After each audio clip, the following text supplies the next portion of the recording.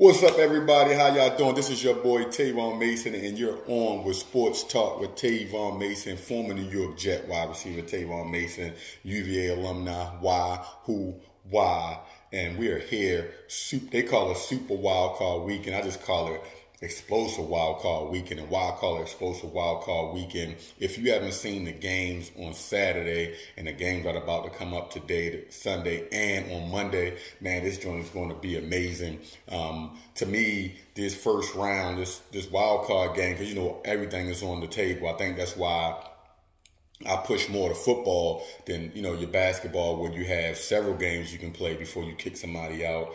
But in football, is one and done, win or go home, and we saw that yesterday, and it's going to be another one today. Today's Sunday. We got 3 games today on Sunday, but wild card weekend, I call it the extended edition as well. Not this insane wild card weekend, but the extended edition. Extended edition, if y'all don't know, the playoff brackets went from 12 teams to 14 teams, went from 6 to 7 teams in each conference, AFC and NFC. That's why we were able to see the team like the Jags get in with their record after beating the Titans of being 9-8. We see that the Dolphins are in with their record. You know, we see even in the NFC with the Seahawks getting in, you know, by way of, and Seahawks, y'all need to salute and thank the Detroit Lions for taking out Aaron Rodgers and the Green Bay Packers. They got in by losing to Detroit and squeaked the Seattle Seahawks in. But man, the Saturday games was insane. But before we do that, I gotta definitely send a salute and big congratulations and a round of applause to the Bills defensive back, Damar Hamlin. He got to go home recently, and it was a picture that I seen on television and on Twitter of him inside of the Bills facility, you know, getting that love. And I saw this morning on TV, Josh Allen walking in with his Damar Hamlin number 3 hat on. It's Bill Mafia's jack, but that number 3, again, that just shows what I said in my last video of how tight-knit the NFL community is, and you know, and equating that to a lower level military, because you're with your brothers all the time, and it's not a skin color thing. You know, it's not a he get paid this and he get paid this thing. It's a brotherhood. As soon as we step in between those white lines on the field, and you've seen that, just the outpour and the outcry of everybody around the league. So Damar, if you get to watch this video, man, salute to you. Glad you pushed through and was able to come through for your family and for all of us in that brotherhood. You see, I got my Legends community hat on. So definitely salute to you and showing that it's bigger than football. But moving on, man, the 49ers versus the Seahawks game kicked off the wild card yesterday. And man, in the first half of this game, we saw an even match. Seahawks went to the half 17-16. Purdy had the team clicking. Debo and them were clicking. The defense was clicking. The Bosa and them. Same on the Seahawks side. They run into the ball. And what we find, you got to realize that this is what, the 19th week for a lot of these teams. So imagine going from preseason, where they cut down the preseason, right? They cut the preseason down to add another game on the back end, which will be more money for the players.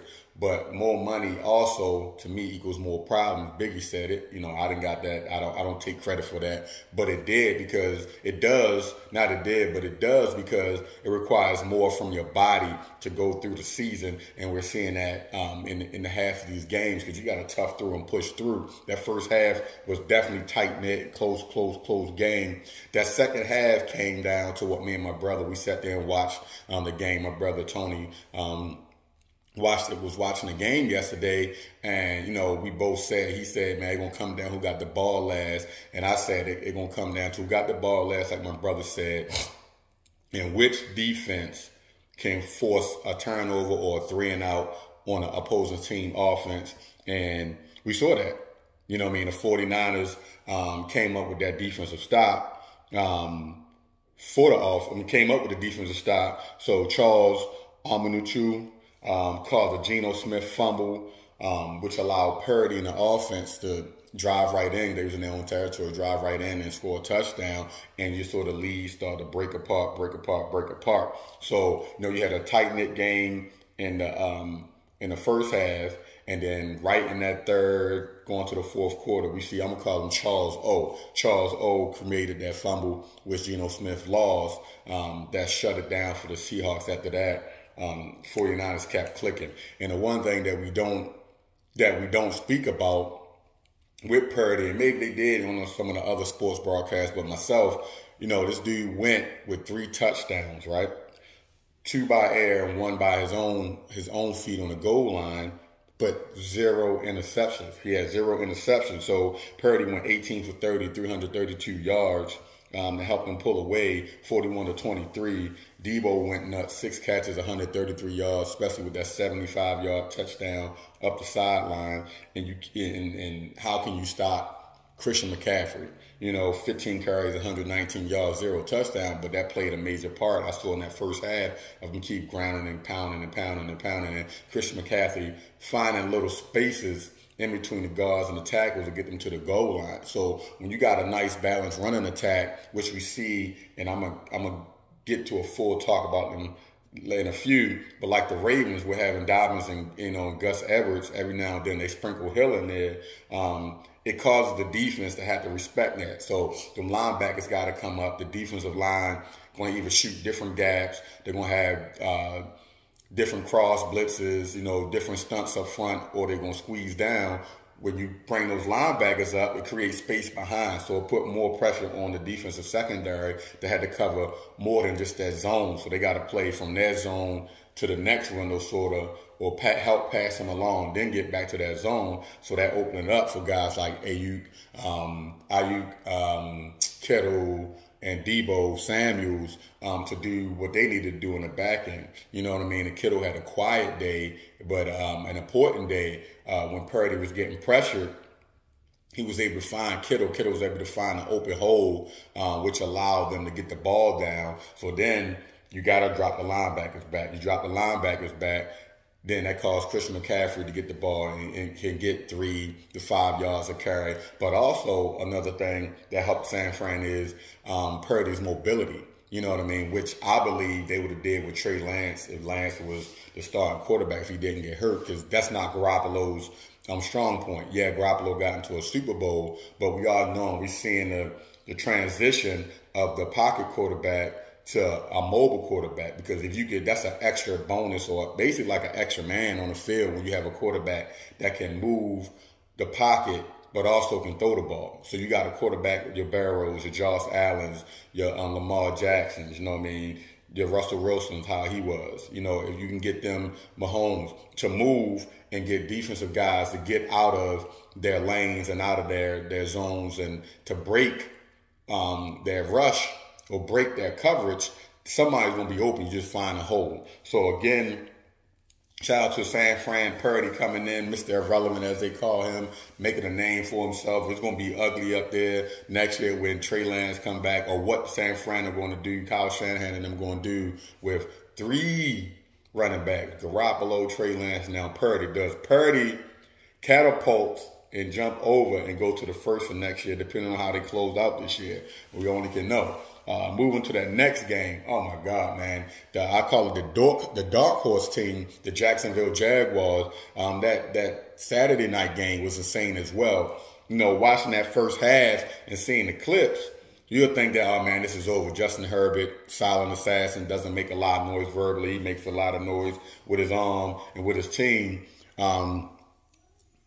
Blowing Jacksonville Jaguars up, but Coach Peterson done something to get those boys rolling in Jacksonville, because after that Ravens victory early in the season, Jacksonville was just knocking everybody down, knocking, and not only to take their division by beating Tennessee last week, but coming in this game probably was a super huge underdog, just because Justin Herbert's getting a lot of credit, and that offense is insane. But their running game, their wide receivers, Williams was out, but you still have Allen, you still got that run game, and that defense, the LA Chargers defense was click-clacking. It looked, again, like the Chargers all but smoked the Jags like a pack of Newports, y'all. Like a pack of Newports in the first half. The score in the first half was 27-7. Jacksonville was able to come with late second quarter touchdowns to go down, to going down by 20. The crazy thing though, and I'm jumping in my notes, the crazy thing though, watching that game, Trevor Lawrence showed some clips of Trevor Lawrence early in the season and a little bit last season. 4 picks, you know what I mean? 4 picks to the opposing team. 3 by Asante Samuels Jr., you know, in the first half. But still going in down by 20, not a bad look. I know y'all probably think, man, this dude is crazy for saying that. But you got to think about it. You know, we are playing in the NFL. You know, I mean, you got top quality athletes, but also you got time. If you manage the time right, in which Jacksonville was able to do, it gets you in a position of where they were, where they won by 1 point. But again, it's taking every second. That's why even my coach from Little League to high school to college to even, you know, being with the Jets for a few years, talked about using every second on the clock. Play the full time on the clock. Do not think you have it win or have the game in your hands in the first half. And we saw that with this Jacksonville team. They switched to 4x4 mode and used every second, like I said, on the clock to win by 1 point. You know, by last second field goal to end the game. But like, listen to this stat. The Jags scored 13 points in the third and 11 points in the fourth. So they scored 24 points in the second half, held Justin Herbert and the Chargers to 3 points. So it was a 24-3 rout in the second half. So again, I go back to saying that's why you got to use every second on the clock to win this game. You know what I mean? Lawrence went from throwing 4 picks in the first half to throwing 4 touchdowns in the second half in order to help catapult his team to a victory. You know, Etienne and Robinson had a solid rush game. Robinson went over 100 yards. But one of the things that stuck out to me in this game was the poor tackling by the Chargers in the second half. You know, on that fourth quarter, it was about a minute 30, minute 25. Etienne it was a 3rd or 4th and 1. Etienne get a handoff on a stretch, which probably should have been off tackle, but because of the Chargers knifing through the gaps, going from B to A, C to B, everything clogged up. He bounced it outside. Everybody squeezed inside because normally on 4th and 1, you're gonna have the quarterback running, or they're gonna go balls to the wall and rush that thing right in the middle. He bounced out. Broke away, got more than enough to put their offense or put their kicking game in position to win the game, in which he did, which just scraped inside.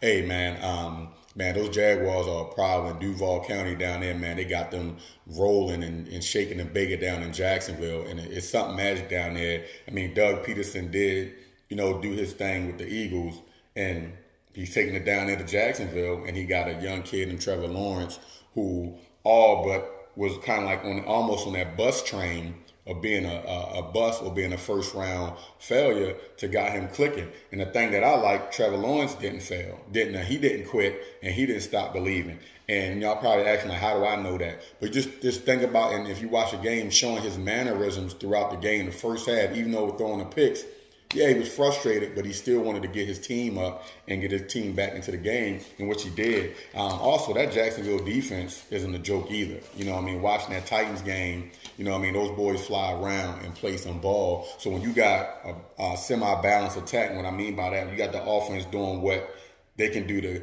to contain the game and control the game. You got a defense also that can bring their touch into it and hold their opponent and create turnovers, create 3 and outs, because 3 and outs to me is like a turnover because you're not moving the ball anymore. You got a punt where you're giving the ball back to the offense, and when you got an offense clicking like Jacksonville that never gave up, you get what you get. So 2 big games yesterday on Saturday. That 49er game, 49er versus Seahawks game, tight in the first. 49ers were able to pull away with a defensive stop by Charles O, that fumble and Bosa with the San Fran, so they was able to pull away. So we seen tight games yesterday. You know, Chargers 27-7 in the first half, come out, lays an egg, only gets up 3 points. But Jacksonville was able to do 24 points in the second half and to get that victory. That's insane. You very rarely seen that. So that was the 3rd largest comeback in the NFL by Jacksonville. So you're on that believe train that can take you far. So I'm definitely looking forward to seeing what they do in this next divisional round. But the wild card round goes on the Sunday, and it continues on Monday night. So, man, it doesn't get no better than, expanding the playoff bracket to have football Saturday, Sunday, and Monday. All right, but I'm going to get into Sunday, today's games today, and I'm gonna jump around. I'm gonna get back to the Bills and the Miami game, but we got an early game, rather that 4:30 game. We have the Giants versus Justin Jefferson and Kirk Cousins and the Vikings. All right, Dabo, first year coach for the Giants. Was able to put them back on the map this season. The New York Football Giants as kind of like flustered, not kind of, but did. They went into the toilet. They've gone in the toilet since letting Odell Beckham leave, since Eli Manning left in that Super Bowl, and they haven't been able to get over that cuss. Dabo has changed that environment. We saw a little bit early in the year of his approach to the men of that football team of being a relaxed type guy, the same way the head coach for the Miami Dolphins is, a relaxed type of guy playing biggie in the locker room after a victory. Yeah, it's business, but at the same time, you got these men every day just banging and trying to help you keep your job, keep your salaries on top of them making that salary, but also bringing the victory in there. So the Giants going to come in with Jones and Barkley. And to me, I think they just need to control the game and put about 2 to 3 touchdowns on the board and allow that defense to run wild. And I put it in Jones' hands, and Jones will fluctuate, but Jones has been like a sneaky top-name QB in the league. We definitely would like to see Barkley get going, of Barkley of old, which is not going to happen of Barkley of old because everybody matures and grows, especially injuries and just getting through the league and teams game planning on how to stop you because you're very effective in that run game. So Jones, Barkley, and those receivers, they're going to have to step up to help that defense out because that D-line, Jesus Christ, if the offense can get 2 to 3 scores and allow that defensive line to do that thing, with pressure burst pipes. So if you get that D-line to get pressure, on Kirk Cousins, then he's not going to be able to get to Justin Jefferson to get any passes. I'm also wondering, will the DC for the Giants take a piece of the Green Bay Packers game plan? If you watch that Green Bay Packers versus Giants game, what they did, they put hands on Justin Jefferson, right? So they pressured him. And they also, what I like to call pass coverage or cloud coverage, put hands on them, ride them to the next guy. Most of the time it's going to be your safety or your man over the top, play in your zone, and then what would happen, it would cause Kirk Cousins to go to his first read, which is probably Justin Jefferson, to go back to his second and third read. And in the NFL, a lot of times, unless you like Mahomes or something special, you're not going to make that third or fourth read. So by that time, with the New York Giants defensive line, they can cause pressure and either throw some interceptions, some fumbles, or 3 and out. So let's see if the DC for the Giants going to add a little press game or bracket coverage over Justin Jefferson today. But the one thing I did like is head coach Kevin O'Connell with the Vikings, what the job he has done to integrate Justin Jefferson to the offense. But what we also have seen over the years is offensive coordinators and head coaches not being stubborn and saying, this is my way and you got to play within my system. But they have adapted their system to fit the players they have, which will help them win. So if you notice, he put Justin Jefferson in motion. He put Justin Jefferson in the slot. He put Justin Jefferson in the bunch route. So you get a lot of pick routes, cross routes, and a lot of disguise where the secondary chase over routes, but then Justin Jefferson comes squirting out the backside, either a touchdown or a big time catch. So keep moving him around. If that's the strength of your offense, go ahead and roll that thing. Don't worry about with your traditionals. And we see that with Kevin O'Connor. He's not doing that. So even throwing smoke screens, you rarely see smoke screens, as I like to say it, NFL because of how fast the defenses move. But you can add that factor in when you keep moving a guy. You know what I mean? Vikings got to play where they got smoke screen to Justin Jefferson, and 2 yards up the field, he comes back and underneath his blockers. Now, his blockers aren't receivers. His blockers is basically like the whole, whatever side that he lines up on, that whole offensive line, from the tackle, the guard, and the center. So you can get behind those caliber guys, man, that's money in the bank. So definitely looking forward to seeing how that game goes. And then a primetime game tonight, and again, I'm going to bounce back. The primetime game tonight, we got the Ravens versus the Bengals. Burrow has the Bengals rolling, just like last season, that Super Bowl run. That dual running game of Mixon and P-Ron bring a different running attack on that Styles. P-Ron brings that joint up there, moving guard to guard. Mixon does it too, but Mixon's more of your agile runner. You know what I mean? He'll make you miss with his moves. P-Ron can make you miss, but P-Ron, I like to call him that dog, like Gus Edwards. He like to bang it up between the guards and the tackles, or we could say A gap to B gap. Mixon can work A to B, but I think his gap runs are wider, so he can go from A to C, from A to gap, jump to B gap, and also get the C gap, and he out of there. Same way with P-Ron. P-Ron also can catch the ball as well as Mixon. You know what I mean? So that's going to be another big thing. That's another weapon you can add to your offense of having a pass-catching running back. All right? It also helps Joe Burrow have some solid pass catchers. You got Chase Higgins, Boyd, and you got former Ravens tight end Hayden Hurst, which I know Hayden Hurst is probably like just licking his chops. They just beat him on week 18. Now they got to come back into your house. It gets no better than that with playing somebody you already know. So to me, this just comes down to who wanted more, who going to execute.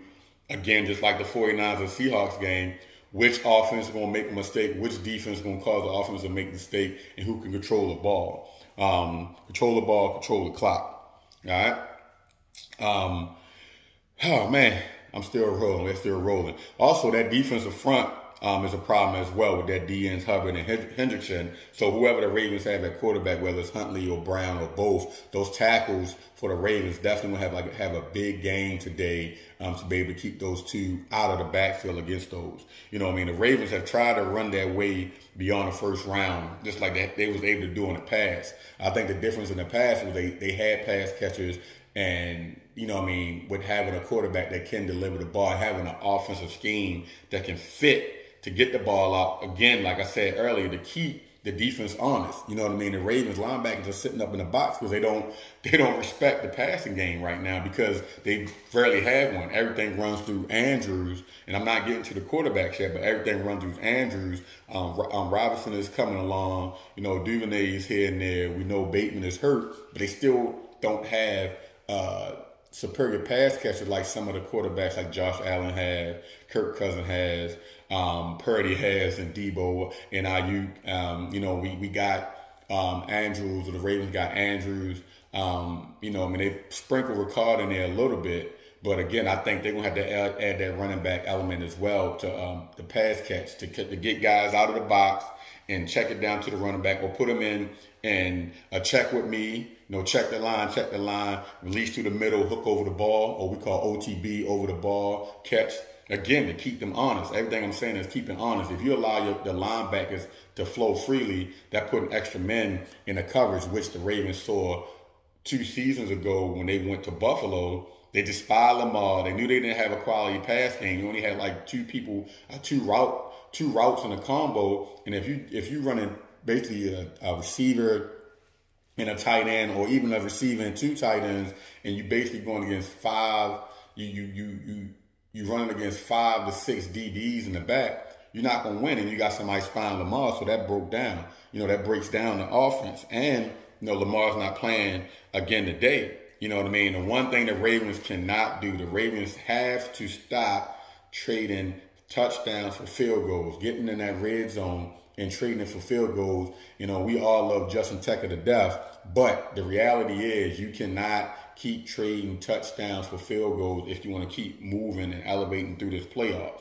All right, so just a little bit more notes after watching that Week 18 game. I believe, me personally, I think Brown will give them a better chance in the offensive passing game than Huntley. Yeah, Huntley's, been backing up Lamar, but Huntley still is not as effective in the pass game. He doesn't see the field that well. Brown's coming from an offense, Oregon offense, where he can see windows. We saw that a little bit in the Week 18 game against the Bengals. So I'm wondering in this rematch, will Harbaugh use both quarterbacks? Would he start Brown or would he start Huntley, but sprinkle in Brown because Huntley is beat up as well? But who's gonna give the Ravens the better edge with passing the ball? And they also need to ride Dobbins and Gus up and down the field, which again, here I go again, bing, was keep the linebackers honest, meaning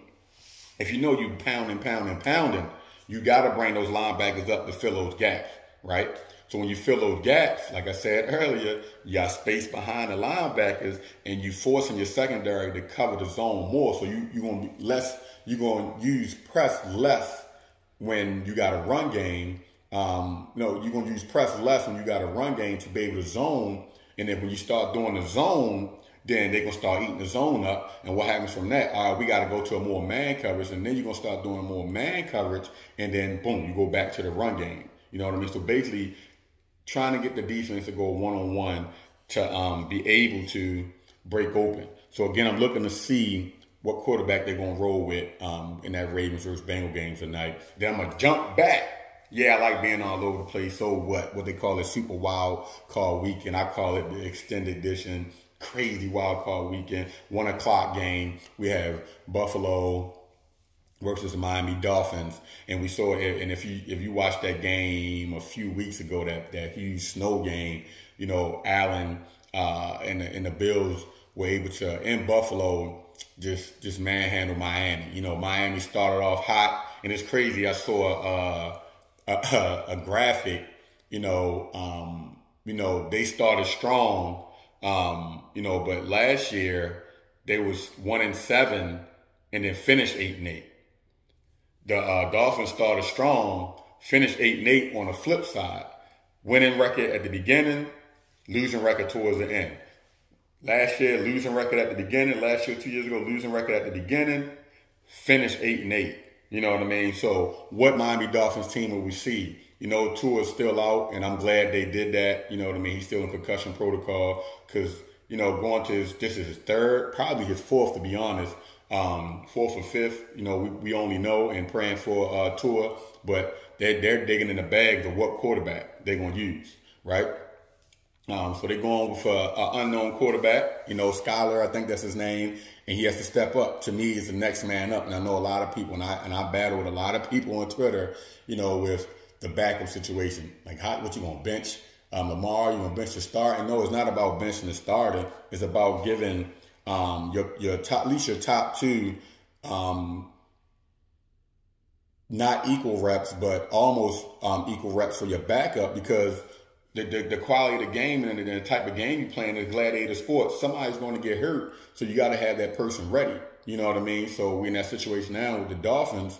Teddy Bridgewater is backing up Skyler, but we also saw when Teddy Bridgewater went in either last week or the week before, he's fragile. I like Teddy Bridgewater, but he's fragile. In that game, the first drive he was in, he got hurt. He had to go out. You know what I mean? We saw that early in the year when I was able to go up for Legends Weekend with the New York Jets, take flight with the New York Jets. Same thing. Teddy Bridgewater gets hurt on the first drive. You know what I mean? So again, I think that's going to be a major move on the off season for the Dolphins of securing a quality backup or possibly getting another quarterback in, because you don't know the future of Tua, especially when it comes to concussions. We saw that with Steve Young. That's why Steve Young got out of there, too many concussions. You know what I mean? So, that game is going to be a good game, a divisional game. You know what I mean? You got the Dolphins and the Buffalo Bills and Josh Allen. They're rolling off of the sheer energy of Damar Hamlin and just Josh Allen, his swagger, man. And the thing I like about Josh Allen, and I would like to ask him, when did he get comfortable, or when did the game slow down for Josh Allen? We saw like the first two seasons, we saw some glimpse of where he's at now, but he's still figuring out. Then all of a sudden, boom, he just busts out. And he just seemed so comfortable, and it seems like the game is slowed down almost to a turtle pace to where right now he just rolling, running the ball, running people over, the stuff that defensive guys do, stepping over guys, like we like to call in the trenches, when I coach, with me coaching and playing, nut dragging guys, when he get off the top of them, just that swagger, which he trickles down to all of the guys. You got Stephon Diggs, you got Gabe Davis, you got Cook, or Little Cook, Davin Cook's little brother,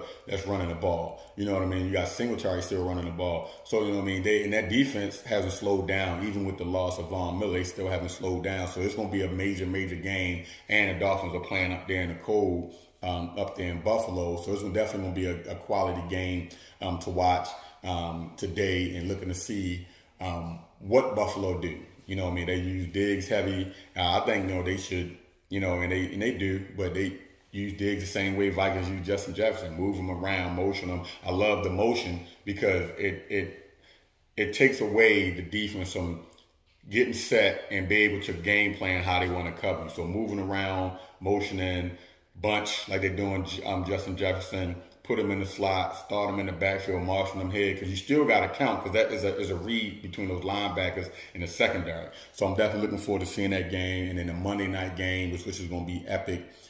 Tom Brady, Tampa Bay Buccaneers versus Dak Prescott and the Dallas Cowboys. Tom Brady is 7-0 versus the Cowboys. And we all know once it comes to playoff time, the mode switches. But we have seen the Dak of old in the second half, interceptions, not looking too comfortable. And I'm looking to see how they play it out, because do we have a changing of the guard in that backfield with Dallas? Tony Pollard broke over 1,000 yards this year, looking good. So again, they got that two-headed monster, just like the Ravens, just like the Bengals have, running the ball, toting the ball. With Pollard and Ezekiel Elliott. Again, and it has always done in Dallas that the offense runs through that running game.